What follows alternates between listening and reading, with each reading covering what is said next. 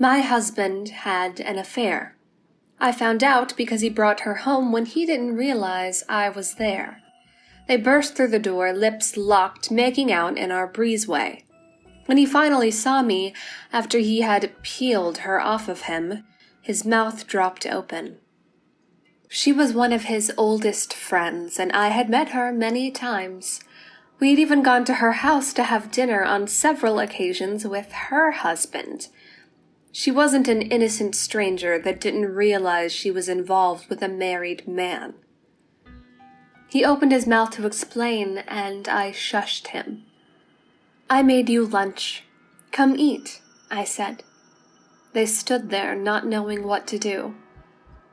Just come sit down. There's enough for both of you. They sat. Baby, I don't know what to say, he began. It just kind of happened. I nodded, handing them their plates and sitting myself. They both acted like they had never seen spaghetti before. I'd made it just the way he liked it. He stared at me, searching for more words. She sat silent, staring at her plate, frozen. How long have you been together? I asked. Baby, I think we should, he began. I said, how long have you been together? I nearly shouted. I didn't want to shout.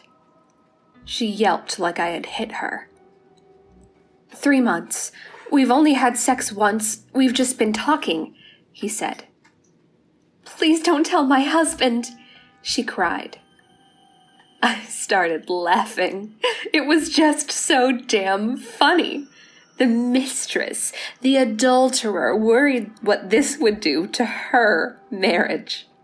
My husband attempted to cut in, but I was nearly hysterical. There were tears streaming down my face and I could barely take in a breath.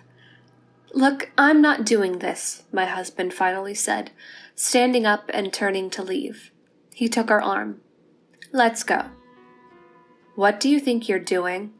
I asked. Leaving, he responded. I'll take her home and be back later to talk to you. You don't get to just walk out, I said. Not after. I waved my hand at her in a gesture of confusion. This. I fucked up. I know I did. His tone softened a little and he took a step towards me. She means nothing to me. I love you. You're my everything. I don't know, made a mistake. It wasn't a mistake. You didn't make a mistake. You purposely carried on an affair with a married woman, I said. Well, maybe you should have listened and talked to him more, she said. He's not the only one to blame here, honey. Don't ever talk about my husband like you know him. You know nothing, I said through bared teeth. Well, I obviously know something about him. Like how to turn him on, she hissed. Come on, he said, jerking her arm. I'm taking you home. I jumped in front of them, blocking their way. No, you will sit. Now, I commanded. They sat back at the table, and while I would like to let you continue believing it was just my commanding presence, it was probably more the giant knife that I had used to chop the vegetables that I was now wielding in my hand. Eat, I said. They stared at me. Eat, I yelled, brandishing the knife. They ate. We finally talked after dinner. She was a puddle of tears. He was ridiculous. I never wanted to hurt you. I didn't want to lose you. I love you. He was nearly begging. You aren't losing me, and I'm not going anywhere, I said, kissing his cheek. She stayed all day, and we talked. I made them drinks, and later in the day, dinner. After dinner, we all went to bed. It's been like that ever since. Every night, he sleeps between us in our now shared king-sized bed. I don't have to worry about him cheating anymore either, because his mistress is well within my reach. He'd become sullen and withdrawn after a while, and I don't know why. After all, he got everything he wanted.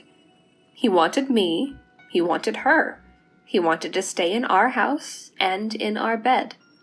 I let him have all of those things. Still, some days I'd see him crying. I'll admit I did take his phone away, avoiding temptation, and he had to start working from home while we rebuilt trust, but I don't understand what was so upsetting about that. Last night, I heard him talking to her. He kept saying he was sorry. When I walked in the room, they aren't allowed to talk without me present. He begged me to take her away from here. He couldn't keep looking at her. He was finally as disgusted as I was at the idea of him sleeping with her. I agreed, and I took her home to her husband. She broke down in tears when he saw her. I didn't stay for the reunion. I had been watching through the trees. I was careful and had parked my car down the street in the woods. I was confident she wouldn't tell him where she'd been all these weeks. She was so worried he would find out about the affair after all. When I got home, my husband wasn't in much better spirits, but he was better. I'm sure we'll work it out. I am afraid we'll have to get a new bed, though. Rotting corpses leave such nasty stains.